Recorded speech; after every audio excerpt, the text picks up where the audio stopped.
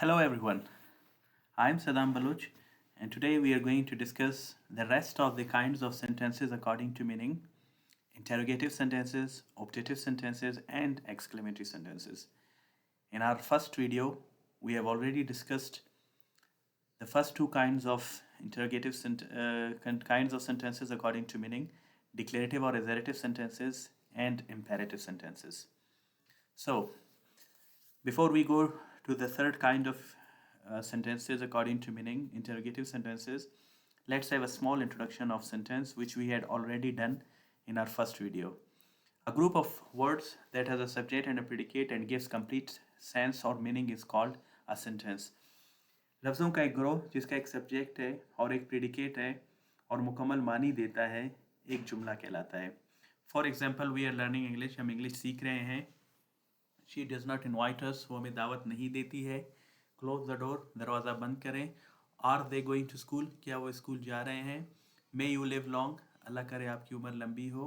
O that I were a teacher, काश मैं एक उस्ताद होता.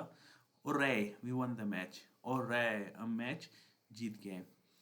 Now, kinds of sentences according to meaning, there are 5 kinds: declarative or assertive sentences, imperative sentences, interrogative sentences, optative sentences, and exclamatory sentences.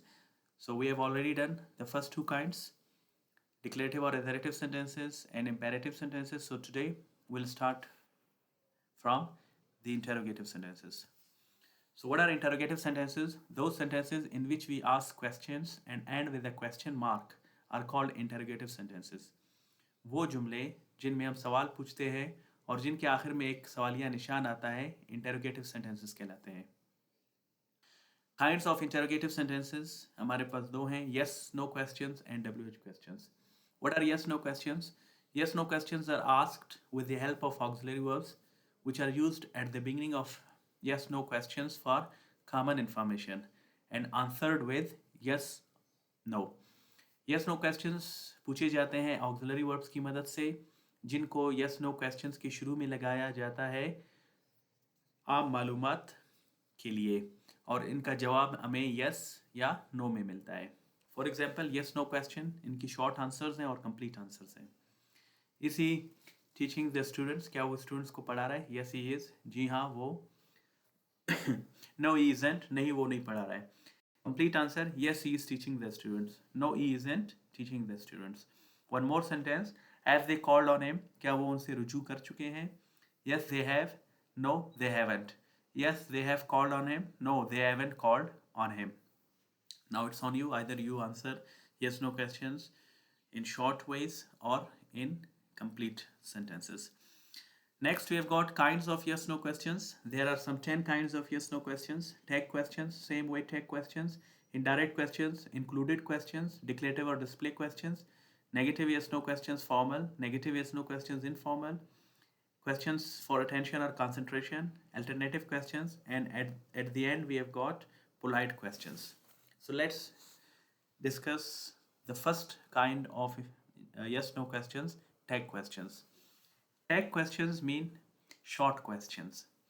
So what is tag question? An interrogative sentence in which we want to confirm a said statement, whether it is right or wrong.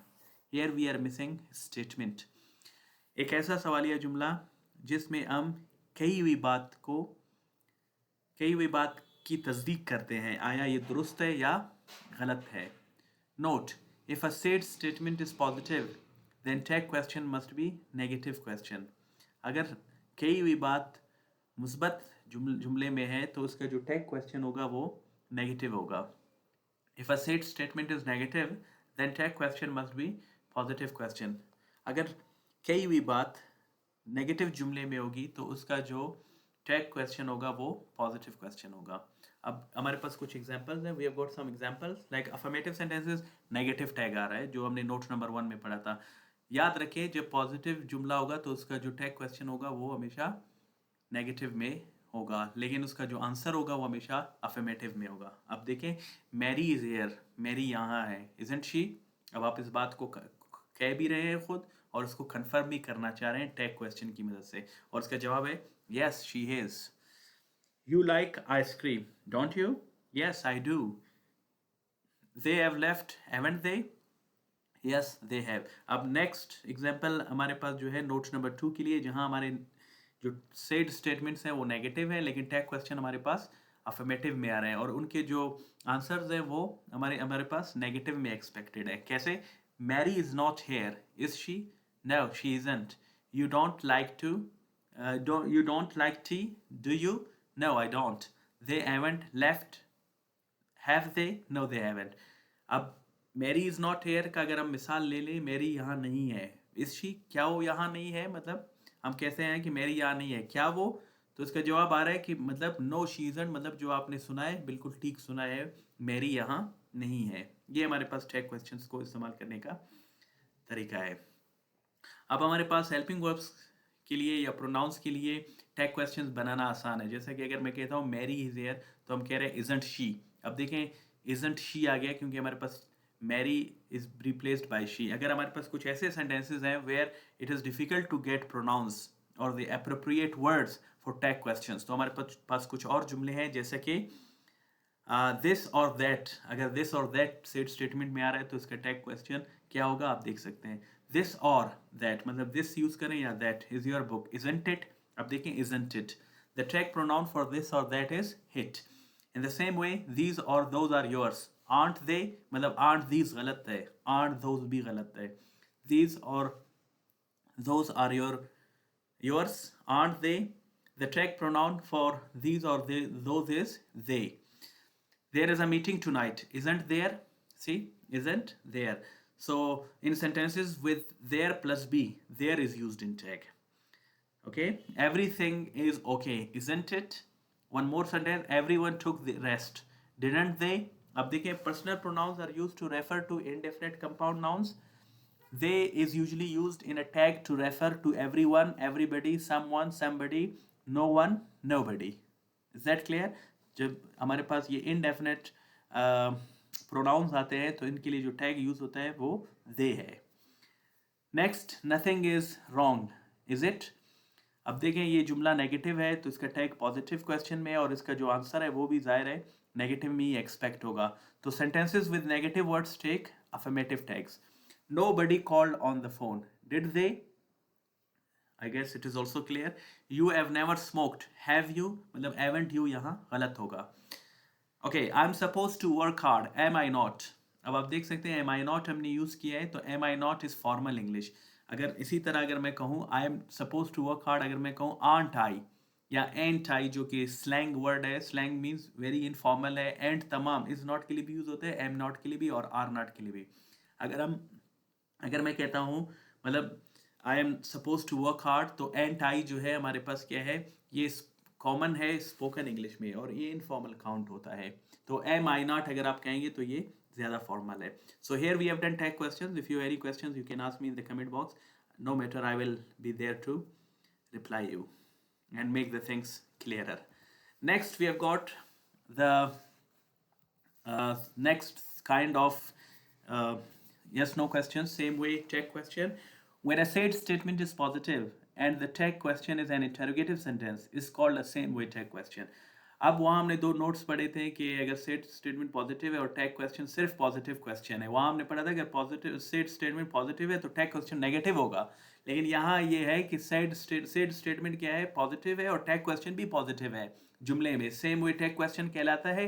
In this situation, इस हालत में, it is use to express interest, concern, surprise और anger depending on the intonation. मतलब ये आपके tone पर मुनसर करता है कि आपका जुमला जो है आप दिलचस्पी बात पर जाहिर कर रहे हो सेट स्टेटमेंट पे, तवज्जो जाहिर कर रहे हैं, हैरत जाहिर कर रहे हैं या गुस्सा जाहिर कर रहे हैं. For example, she can speak English, can she. Okay, now here it is can she is same way tag question. So next, everybody is present, are they? So it means it is showing anger. You are tired, are you? You're taking interest. Have you he invited them, did he? So it means it is showing concern. Okay, और ये एक ही बंदा कहेगा और इनका जो answer करने वाला होगा वो दूसरा बंदा होगा. तो आप देख सकते हैं can she, are they, are you, did he, ये क्या जाहिर कर रहे हैं, इंटरेस्ट, कंसर्न, सरप्राइज और anger. She can speak English, में हम ये नहीं कह सकते हैं कि कांट शी, तो ये हमारे पास जो है टैग क्वेश्चन होगा, लेकिन ये सेम वे टैग क्वेश्चन है। ये आप देख सकते हैं, इंटरेस्ट, कंसर्न, सरप्राइज और एंगर शो कर रहे हैं. There are questions you can ask me in the comment box. Next we have got indirect questions, a question in which we ask second person to ask a question from third person. एक ऐसा सवाल जिसमें हम दूसरे शख्स से पूछते हैं कि आप तीसरे शख्स से कोई सवाल करें. वजूहत क्या है कि हम इनडायरेक्ट क्वेश्चन यूज करते हैं? When third person is not in front of us, जब तीसरा शख्स हमारे सामने मौजूद ना हो. We may be talking on the phone to second person and telling him to ask someone something. या हम फोन पर बात कर रहे हैं और हम दूसरे बंदे को बता रहे हैं कि आप तीसरे बंदे से या किसी से कुछ पूछें. तो first person asking an indirect question, first person मतलब मैं या कोई भी ऐसा शख्स जो सेकंड पर्सन से बात कर रहा है और वो कह रहा है कि आप थर्ड पर्सन से कुछ पूछें, तो वो एक इनडायरेक्ट क्वेश्चन उसके लिए यूज होता है. जैसा कि फॉर्मूला फॉर WH वर्ड्स क्या है? Ask plus object plus WH word, subject plus helping verbs plus verb plus object plus full stop. इस तरीके से ask them where they spend their night, उनसे पूछें उन्होंने रात कहाँ गुजारी. और यहाँ क्वेश्चन मार्क नहीं आएगा, इसलिए कि हमारा जो जुमले का जो शुरुआत है वो आस्क से है. Ask her who taught her English. This is not has, this is ask. Please make it correct. Ask her who taught her English, उनसे पूछे आपको इंग्लिश किसने पढ़ाया. It is not has, it is ask. Ask him what time is it, उनसे पूछे क्या वक्त है. तो सेकंड पर्सन फिर जो है डायरेक्ट क्वेश्चन करेगा, where did you spend your night, who taught you English, what time is it. I am sure they are also clear. If you have still questions you can ask me. Next we have got included questions, जिनको हम noun clause भी तस्वुर करते हैं. When we ask someone two questions by joining them with relative words. Okay, when we ask someone two questions by joining them with relative words is called an included question. Again, with is missing here. By joining them with relative word is called an indirect question. तो हमारे पास questions दो हैं जिनको हमने join किया है WH words की मदद से, और लेफ्ट पर आप देख सकते हैं हमारे पास included questions हैं. For example, do you know where does she live? Now see, do you know where she lives? क्या आपको पता है वो कहाँ रहती है? See, can you tell me? It is first question. Second, what time is it? Second question. But we have joined these two questions with relative words. Clear? See, can you tell me what time it is? आप ये नहीं कह सकते can you tell me what time is it? You will be saying can you tell me what? First we have got WH word, then we have got subject, then we have got verb. Is that clear? Next we have got could you tell us how is he now? Could you tell us how he is now? Can you guess when will he come? Can you guess when he will come? I'm sure they are also clear to you. Next we have got declarative or display questions. When a declarative sentence is used by the listener to express a surprise is called a declarative or display question. मतलब जब एक बंदा simple या positive sentence use करता है question के तौर पर और वो कोई हैरत बयान कर रहा हो, तो वहाँ हम यूज करते हैं डिक्लेरेटिव और display question. Note it ends with a question mark, और ये भी याद रखना कि इसके आखिर में क्वेश्चन मार्क आता है. For example, someone is going to show its house to someone. Someone is going to show, कोई अपना घर जो है किसी को दिखा रहा हो. For example, this is my house. फिर दूसरा बंदा जो है हैरत शो करता है और वहाँ वो डिक्लेरेटिव क्वेश्चन यूज करता है जो कि डिक्लेरेटिव सेंटेंस से बना है, पॉजिटिव जुमला है. This is your house question mark, मतलब ये हैरत है. आप मेरे टोन से भी अंदाजा लगा सकते हैं. आंसर्स क्या होंगे? अब इसका answer yes it is. Pakistan one the match. Pakistan one the match, so it is question mark, so it is called declarative or display question. Yes, they won. I'm sure they are also clear. Next we have got negative yes no question. Formal क्या है? ये हमारे पास sixth kind है yes no questions का. An interrogative sentence in which an interrogative sentence which includes question plus negative word in formal way is called negative yes no question. जो हमारे पास negative yes no questions formal है, they are the same. See, we have got formula for negative yes no question formal. We have first helping verb or helping verbs plus subject plus not, first form of verb or any verb according to the tense, plus object, or you can also use complement or adverbial plus question mark. Do they not speak English? Second example, is she not cooking food in the kitchen? So they are called negative yes no questions formal. Next we have got negative yes no question informal. An interrogative sentence which includes question plus negative word in informal way is called negative yes no question informal. अभी हमारे पास informal है. Helping verbs you can see we have used at the beginning plus not. The contraction of the helping verb like do not, don't, is not, isn't. Plus subject plus verb plus object or complement adverbial plus question mark. Don't they speak English? क्या वो English नहीं बोलते हैं? Isn't she cooking food in the kitchen? So formal and informal, you can easily differentiate between formal sentences we use when we are talking to somebody who is senior to us or who is older than us. And next we have got negative yes no questions informal. We use them in a friendly atmosphere when somebody is younger than us or junior to us. Next we have got questions for attention or concentration. This is the eighth kind of yes no questions. So a question which is used by the listener to show his attention towards speaker's conversation. एक ऐसा सवाल जो listener use करता है अपने तवज्जो को बोलने वाले की तरफ करता है अपनी तवज्जो को. Speaker for example, I cut my self yesterday, मैंने अपने आप को कल काटा. तो लिसनर कहेगा क्वेश्चन फॉर अटेंशन कैसे यूज करेगा? हो डिड यू, मतलब शॉर्ट तौर पर वो यूज करे. डिड यू मतलब आपने. सो speaker will say yes I did. तो आप तवज्जो जो है दे रहे हैं स्पीकर्स कन्वर्सेशन की तरफ. They are dishonest. Are they? Okay, yes, they are. I'm sure they are also clear to you. Questions for attention or concentration. Next, we have got the ninth kind, alternative question. What do you mean by alternative question? An alternative question is expected to be answered with alternatives. Alternative question को आप alternatives में जवाब देंगे, मतलब मुतबादिल तौर पर. Note for alternatives use or, हम हमेशा और use करते हैं, जैसे कि हम कहते हैं या, which is a conjunction. Can you play hockey or tennis? क्या आप हॉकी खेलते हैं या टेनिस? क्या आप हॉकी या टेनिस खेल सकते हैं? फिर आप कहेंगे I can play hockey. So it means you are answering in alternatives. Will you watch TV और लिसन टू रेडियो? क्या वो टीवी देखेगा या रेडियो सुनेगा? Would you like to take coffee और टी? क्या आप चाय लेना पसंद करेंगे या coffee? So you can see they are called alternative question. 10th we have got, and the last kind of yes no questions, polite questions. An interrogative sentence which is asked to express politeness is called polite question. जो polite show करे हमारे पास, मतलब शाइस्तगी जुमले में बयान करे तो हमारे पास ये खूबसूरती या जो वो जुमले जो वो सवाल जो मौदबाना हो, हमारे पास polite questions कहलाते हैं. For example, could you pass the salt please? मेहरबानी करके क्या आप नमक दे सकते हैं? What would you like to drink? आप क्या लेना, क्या आप क्या पीना पसंद करेंगे? Would you mind closing the door? अगर आप बुरा ना माने क्या आप दरवाज़ा बंद करेंगे? Note, with would you mind plus ING form of verb, ये हमारे पास एक स्ट्रक्चर है. Use no for yes. अगर आप इसका जवाब नो में देंगे तो मतलब आपने माइंड किया, और अगर आप यस में जवाब देंगे तो मतलब आपने बुरा नहीं माना. अगर हम इसकी एग्जाम्पल देखें, would you mind giving me your pen? अगर आप कहते हैं no you are, it means I don't mind giving my pen, मतलब मैं बुरा नहीं मानता हूँ आपको पेन देने पे. Next, yes I would, it means I mind giving my pen. Yes here you are, it means this is. आप ये कह सकते हैं कि अगर वुड यू माइंड का जवाब आप यस से देते हैं तो ये गलत होगा, तो आपने इसको हमेशा नो से आंसर करना है. Would you mind telling me your name? अगर आप बुरा ना मनाएं, क्या आप मुझे अपना नाम बताएंगे? तो आप कहेंगे no I am Saddam Hussein. तो इसका मतलब ये कि मतलब मैंने बुरा नहीं माना. अगर मैं कहूँ yes I am Saddam Baloch तो ये गलत होगा. I'm sure it is also clear. So here we complete all the 10 kinds of yes no questions. If you have any questions, you can ask me in the comment box. I will be there to reply you, and everything will be solved there.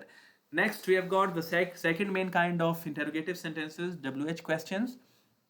WH questions are asked with the help of WH words. हम इनको WH words की मदद से पूछते हैं, which are used at the beginning of sentences for any particular information. और मखसूस मालूमात हासिल करने के लिए हम WH questions यूज़ करते हैं. आपको याद होगा yes no questions हम यूज़ कर रहे थे आम मालूमात हासिल करने के लिए, but WH questions are used for particular information. Note, WH questions are always answered with complete sentences. याद रखना, WH questions को आप हमेशा मुकम्मल जुमलों के साथ आप आंसर करेंगे. अगर मैं कहता हूँ where do you live, so आप कहेंगे I live in Quetta. You will not say just Quetta. Where do you live? Quetta, which is wrong. So WH words हमारे पास हैं, उसकी यूजेज हैं और सेंटेंसेस हैं. First we have got who, like it is used as subject. Who invited him, who object which is informal. आप इसको who co object के तौर पर भी यूज कर सकते हैं. Who did you invite, who invited him, उसे किसने दावत दी. हु डिड यू इनवाइट, आपने किसे दावत दी. whom which is object and it is formal as an object, whom will he teach वो किसे पढ़ाएंगे, which it is used for choice, which pen has she bought उसने कौन सा पेन खरीदा है, which teacher is teaching us today कौन सा उस्ताद आज हमें पढ़ा रहा है. इट मीन्स which को हम दोनों के लिए यूज़ कर रहे हैं, पर्सन के लिए भी और थिंग के लिए भी. नेक्स्ट what को हम सब्जेक्ट के तौर पर भी यूज़ करते हैं और ऑब्जेक्ट के तौर पर भी. what happened to the doctor, doctor को क्या हुआ. What are you doing, आप क्या कर रहे हो. So in first sentence subject and in the second sentence it's working as an object. When it is used for time, when will they arrive, वो कब पहुंचेंगे. where place, where does she live, वो कहाँ रहती है. why reason, why does he come here, वो यहाँ क्यों आता है. how it is used for both method and health. method के लिए हम कैसे यूज़ करेंगे, how can we learn English, मतलब method पूछ रहा है कि वो काम कैसे हो सकता है. Next health, how are you feeling now, आप कैसा महसूस कर रहे हैं अब. I am sure they are also clear. So there are two kinds of WH questions. Number one we have got short questions. क्या है हमारे पास, a short interrogative sentence which is formed from WH words and asked for more information about mentioned statement. तो short question भी हमारे पास एक WH word की मदद से पूछा जाता है ज़्यादा मालूमात हासिल करने के लिए, जो जुमले में मतलब जो जुमले में जुमले जो जिस जुमले को बताया गया है उसी जुमले में ही मज़ीद मालूमात लेना चाह रहा हो. फॉर एग्जांपल हमारे पास स्टेटमेंट्स है, शॉर्ट क्वेश्चन है और उनकी आंसर्स हैं. अब ए आंसर क्वेश्चन कर रहा है, ए कोई बात कर रहा है तो आप शॉर्ट क्वेश्चन में बी जो है उससे सवाल पूछ रहा है. Short question, I will invite you, मैं आपको दावत दूंगा. तो शॉर्ट क्वेश्चन में हमारे पास आप देख रहे WH वर्ड की मदद से पूछा गया है. व्हेन, तो वो टाइम पूछ रहा है तो ए फिर उसको आंसर करेगा tomorrow. They are arranging the party, where, in the hall. He learned English. How? By working hard. I'm sure short questions are also clear and they're very interesting. Next we have got emphatic questions. क्या है हमारे पास?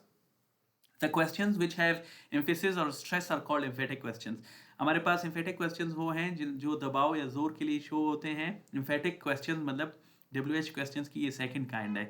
Note, use WH words with ever word to express stress. अगर आप WH words को ever के साथ put करेंगे तो ये खुद ब खुद स्ट्रेस में तब्दील हो जाएंगे. For example, whoever is making noise, जो भी शोर कर रहा है. whatever is your name, जो भी तुम्हारा नाम है. Now you can say it means whoever is making noise मतलब कौन शोर कर रहा है. it means it is showing stress. whatever is your name मतलब तुम्हारा नाम क्या है. okay, it is like that, जो भी तुम्हारा नाम है, not that, क्या तुम्हारा नाम क्या है. it is showing stress in that way. I'm sure it is also clear. So here we complete all interrogative sentences. If you have any confusion, any questions, you can ask me in the comment box. I'll be there to reply you. Next, we have got the fourth kind of the fourth kind of sentences according to meaning, optative sentences. What are optative sentences? Those sentences that contain a prayer, wish or desire are called optative sentences. वो जुमले जिनको हम एक दुआ के लिए, wish ख्वाहिश के लिए इस्तेमाल करते हैं, हमारे पास ऑप्टेटिव सेंटेंसेस कहलाते हैं. सबसे पहले हमारे पास है प्रेयर. ऑप्टेटिव सेंटेंसेस को हम प्रेयर के लिए कैसे इस्तेमाल करते हैं. If there is a prayer in a sentence, अगर किसी भी जुमले में प्रेयर होता है, दुआ होता है, we usually use may at the beginning of an optative sentence. हम अमूमन मे को जुमले के शुरू में पुट करते हैं. That ends with an exclamatory mark, और जिसके आखिर में एक्सक्लेमेटरी मार्क आता है. For example, may he be a doctor, तो इसकी ट्रांसलेशन उर्दू में कैसे होगी. अल्लाह करे वो एक डॉक्टर बने. मे यू लिव लॉन्ग, अल्लाह करे आपकी उम्र लंबी हो. मे शी हैव अ सन, अल्लाह करे उसका एक बेटा हो. तो आप देख सकते हैं कि प्रेयर के लिए हम जो है ऑप्टेटिव सेंटेंसेस को इस तरह यूज करते हैं. नेक्स्ट हमारे पास है विश और desire. When a sentence contains a wish और desire, it means someone is not. जब हम एक जुमले को विश और डिज़ायर के लिए इस्तेमाल करते हैं, या जब एक जुमला विश और डिज़ायर पर मुश्तमिल होता है, इसका मतलब ये है कि कोई नहीं है. डजेंट हैव, उसके पास नहीं है. और डजेंट परफॉर्म एन एक्शन, या वो कोई काम नहीं कर रहा हो. अब समवन इज नॉट मतलब मैं एक डॉक्टर नहीं हूँ, तो मैं क्या कर रहा हूँ, विश और डिज़ायर. मेरे पास कुछ नहीं है, मेरे पास गाड़ी नहीं है, तो डजेंट हैव. और मैं कोई काम नहीं कर रहा हूँ मतलब मैं टीचिंग नहीं कर रहा हूँ, तो doesn't perform an action. Which is why he is wishing for something to happen, इसीलिए वो ख्वाहिश करता है, वो विश जाहिर करता है कि कुछ हो जाए. क्लियर. सो नोट नंबर 1 हमारे पास क्या है ऑप्टेटिव सेंटेंसेस के लिए. सेंटेंसेस ऑफ विशेस और desire start with words wish, would, that और हो दैट. याद रखना, जब हम ऑप्टेटिव सेंटेंसेस को विशेस और डिजायर्स के लिए यूज करते हैं तो वो विश, वुड, दैट या हो दैट से स्टार्ट होते हैं. Note number 2, optative sentences are one of the kinds of subjective mood. हमारे पास इंग्लिश में 3 मूड्स हैं, indicative mood, imperative mood and subjective mood. तो ऑप्टेटिव सेंटेंसेस खुद सब्जेक्टिव मूड की जो है एक किस्म है, विच मीन्स अनरियल सेंटेंसेस। तो सब्जेक्टिव मूड का मतलब है गैर हकीकी जुमले, मतलब जिनमें सदाकत ना हो। सब्जेक्टिव का क्या मतलब है? सब्जेक्टिव मूड होता क्या है? सब्जेक्टिव हमारे पास क्या है? When a verb shows unreal situation in sentence is called subjective mood. Subjective हमारे पास एक वर्ब है जो गैर हकीकी जुमले बयान करता है, या एक गैर हकीकी जुमला बयान करता है, हमारे पास सब्जेक्टिव मूड कहलाता है। तो हमारे पास सब्जेक्टिव मूड के लिए कुछ एग्जांपल्स हैं, आप देख सकते हैं। हमारे पास टेंसेज हैं, उनकी मीनिंग है, और ऑपरेटिव सेंटेंसेज और उनकी रियल मीनिंग है। तो पास्ट इंडेफिनिट टेंस की मानी हमेशा सब्जेक्टिव मूड में अगर ये यूज होता है, और हमेशा याद रखना जैसे कि डेफिनेशन है सब्जेक्टिव की कि व्हेन अ वर्ब, तो ये वर्ब हमेशा पास्ट फॉर्म ऑफ वर्ब होगा सब्जेक्टिव, ठीक है? ये कोई और टेंस हो ही नहीं सकता। तो ये जो भी हमारे पास चीज़ें लिखी हुई हैं, करेक्टरिस्टिक्स हैं, ये तमाम सब्जेक्टिव है, और ये आप देख सकते हैं ये सारे पास्ट टाइम को शो कर रहे हैं। तो past indefinite tense subjective mood में होगा, तो इसकी रियल मीनिंग क्या होगी प्रेजेंट इंडेफिनिट टेंस में? जैसे कि I wish I went to school, मेरी ख्वाहिश है मैं स्कूल जाता। अब इसका रियल मीनिंग क्या है? I don't go to school. Second example क्या है? सेकेंड हमारे पास है पास्ट कंटिन्यूस टेंस में अगर कोई सब्जेक्टिव मूड होगा तो उसका रियल जुमला जो है प्रेजेंट मीनिंग जो है प्रेजेंट कंटिन्यूस में होगा। जैसे कि would that you were teaching अस, काश वो हमें पढ़ा रहा होता। वुड दैट और ओ दैट जो है वुड दैट का शॉर्ट फॉर्म है जिसकी उर्दू मानी है काश। और आप देख सकते हैं यहाँ हमने वर यूज किया है क्योंकि ये सब्जेक्टिव यूज हुआ है। अगर आप इधर वाज यूज करेंगे तो ये हमारे पास जो है इनफॉर्मल होगा, लेकिन यहाँ सब्जेक्टिव में अगर आप वर यूज करेंगे तो ये हमारे पास क्या होगा? फॉर्मल होगा। So would that you were teaching us, आप कह सकते हैं would that you was teaching us which is informal, but were अगर आप यूज करेंगे तो ये फॉर्मल है। और रियल मीनिंग क्या है? He is not teaching us, मतलब दर हकीकत वो हमें नहीं पढ़ा रहा है। Past perfect give the meaning of present perfect and past indefinite tense. I wish she had eaten food, मेरी ख्वाहिश है वो खाना खा चुका होता। तो प्रेजेंट परफेक्ट टेंस में ब्रिटिश इंग्लिश में इसकी मानी निकलती है she has not eaten food, मतलब वो खाना नहीं खा चुकी है। और British USA United states of America या अमेरिकन इंग्लिश में हमारे पास पास्ट इंडेफिनिट टेंस में इसकी मानी निकलती है it means she didn't eat food, मतलब उसने खाना नहीं खाया। Could gives the meaning of can't, और देखो अनरियल मीनिंग होता है सब्जेक्टिव मूड हम यूज करते हैं। I wish you could speak English, मेरी ख्वाहिश है आप इंग्लिश बोल सकते। It means you can't speak English, आप इंग्लिश नहीं बोल सकते। Were and was, see was is informal and were is formal, और इनका जो रियल मीनिंग है वो इजंट है, आंट है, और एम नॉट है। जैसे कि would that E were young, काश कि वो जवान होता, it means he is not young. I wish they were rich, काश कि वो मेरी ख्वाहिश है वो अमीर होते, it means he is not rich. Okay, I wish I were a doctor, मेरी ख्वाहिश है मैं एक डॉक्टर होता, I am not a doctor. Add gives the meaning of don't have and doesn't have. For example, I wish I had a son. It means I wish he had a son. So it means he doesn't have a son. Would that they had a house. काश उनके पास एक घर होता. It means they don't have a house in the present. I'm sure they are clear to you. If you have any questions, you can ask me. अगर आप add use करेंगे या had been use करेंगे subjective के तौर पर भी आप कर सकते हैं। अगर मैं यहाँ हैड बीन यूज करता हूँ तो हैड बीन का मीनिंग क्या होगा? Was not, were not. जुमला क्या होगा? I wish I had been to Islamabad, मेरी ख्वाहिश है मैं माजी में इस्लामाबाद में होता। तो इसका मतलब ये था, रियल मीनिंग क्या होगा? I was not in Islamabad. Clear? इसी तरह हैड एट के क्या मीनिंग होंगे? Did not have. जैसे कि मैं कहता हूँ I wish I had had a car, काश वो that I had had a car, काश माजी में मेरे पास एक गाड़ी होती। तो इसका मतलब I did not have a car, मेरे पास एक गाड़ी नहीं थी। I am sure they are clear to you. Next we have got two very important notes. Always remember in unreal situation positive gives negative meaning. इसमें कोई शक नहीं है। अगर मैं कहता हूँ I wish I went to school, मेरी ख्वाहिश है मैं स्कूल जाता, इसका मतलब ये है कि ये नेगेटिव मानी दे रहा है I do not go to school। और आप जुमला भी देख सकते हैं I wish he could drive a car, it means he can't drive a car। उसकी मेरी ख्वाहिश है मैं गाड़ी चला सकता, इसका मतलब मेरी ख्वाहिश है कि मेरी ख्वाहिश है कि वो गाड़ी चला सकता, असल में ये है कि वो गाड़ी नहीं चला सकता है। Always remember in unreal situation negative gives positive meaning, और नेगेटिव जो है पॉजिटिव मीनिंग देता है। I wish he couldn't drive a car, it means he can drive a car. I'm sure that operative sentences are also clear to you. If you have still questions, you can ask me in the comment box. I will be there to answer you. But I'm more than 100% sure if you know operative sentences this much, you don't need to know about them anymore. Next, we have got exclamatory sentences, the last kind of sentences according to meaning.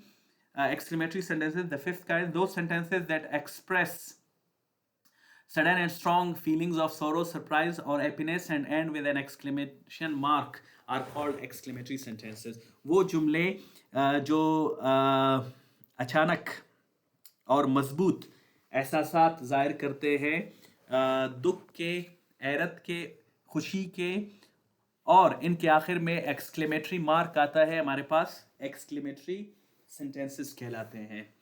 Clear? There a note, we have got a very important note. Exclamatory sentences are introduced by the following two things. Number one, we have got interjections. Number two, WH words. तो interjections क्या है हमारे पास? Those words which express sudden and strong feelings of surprise, sorrow or happiness are called interjections. Interjections वो अल्फाज हैं जो अचानक या मजबूत एहसासात जाहिर करते हैं, दुख, खुशी और हैरत के हमारे पास इंटरजेक्शंस कहलाते हैं. अब इसमें हमारे पास इंटरजेक्शंस क्या हैं? उर्रे, वी वन द मैच. और ये पूरा जो है उर्रे वी वन द मैच हमारे पास एक एक्सक्लेमेटरी सेंटेंस है. आप देख सकते हैं इसको हमने एक इंटरजेक्शन से इंट्रोड्यूस किया है. इसी तरह अलास, ई फेल्ड, अलास वो नाकाम हो गया. Wow, it is so beautiful. Wow, ये बहुत खूबसूरत है. I am sure they are clear. You can also introduce exclamatory sentences by WH words. WH words are used in different ways with different meanings and different word order. बिल्कुल हमने interrogative sentences में as second main kind इनको पढ़ा था, लेकिन यहाँ जो है ये exclamatory sentences को भी introduce कर रहे हैं. तो आप देख सकते हैं इनको हम मुख्तलिफ तरीक़ों में, मुख्तलिफ मानी के साथ और मुख्तलिफ वर्ड ऑर्डर मतलब जुमले में मुख्तलिफ जगहों पर इस्तेमाल कर सकते हैं. हमारे पास पहला यूजेज है WH वर्ड्स को एज एक्सक्लेमेटरी सेंटेंस के तौर पर. मैं फार्मूलाज रीड नहीं करूँगा, मैं जस्ट सेंटेंसेस रीड करूँगा और उनकी ट्रांसलेशन करूँगा. तो हमारे पास दो ही WH वर्ड्स हैं जो एक्सक्लेमेटरी सेंटेंसेस को इंट्रोड्यूस करते हैं, वो है व्हाट एंड हाउ. तो हमारे पास पहला यूजेज है what a beautiful bird she has bought. कितना एक खूबसूरत परिंदा वो ख़रीद चुकी है. What an apple it is. क्या एक सेब है. Okay. Second we have got what nice books they are. ये प्लूरल के लिए यूज हुआ है. यहाँ सिंगुलर है आप देख सकते हैं और ये plural. What nice books they are. कितनी अच्छी किताबें हैं. What expensive houses they bought. क्या महंगी घरें उन्होंने महंगी घरें उन्होंने खरीदे हैं या वो उन्होंने खरीदा. Next third we have got what tasty food she has cooked. यहाँ अनकाउंटेबल नाउन का तस्वुर है. क्या लजीज खाना वो पका चुकी है. What fresh water is flowing. क्या ताज़ा पानी बह रही है. नेक्स्ट फोर्थ हमारे पास क्या है कम्प्लीमेंट के तौर पर. What a nice player he was. क्या अच्छा खिलाड़ी था. व्हाट एन एक्सपीरियंस्ड क्या अच्छा खिलाड़ी था वो. What an experience teacher he was. क्या तजुर्बाकार उस्ताद था वो. क्लियर. नेक्स्ट हमारे पास हाउ में आ रहा है. आप देख सकते हैं हाउ ब्यूटीफुल शी वॉज. कितनी खूबसूरत थी. हाउ कीन दैट सोर्ड वॉज. वो तलवार कितना तेज था. How well they played cricket. उन्होंने कितना अच्छा खेला. How fast he bowled yesterday. कितना तेज उसने बॉल की कल. एंड लास्ट यूजेज ऑफ हमारे पास WH वर्ड्स की है how he won the match. उन्होंने मैच कैसे खेला. How he could speak English. उन्होंने इंग्लिश कैसे बोला. I am sure they are all clear to you. अगर आप मेरे इस वॉइस को इन यूजेजेस के साथ मैच करें फार्मूलाज के तो उनके मुताबिक आप इनको समझ सकेंगे. And I am very quick care because I am making a video, so it is very important that I should concise the length of my video. So I'm sure they are all clear to you, and it is good that you can pause me anywhere and you can listen to me what I said. Still, if you have questions, you can ask me in the comment box. So here we have completed all the kinds of sentences according to meaning. I'm sure they are clear to you. If there are questions, I'm again telling you, you can ask me in the comment box. Thanks for watching. Please subscribe this channel, English Guide, and comment your answers below. And of course, the next video will be uploaded about the next topic very soon. So after these kinds of sentences according to meaning, the next video will be, of course, about direct and indirect narrations or speech. Thank you very much. Bye, and see you in the next video.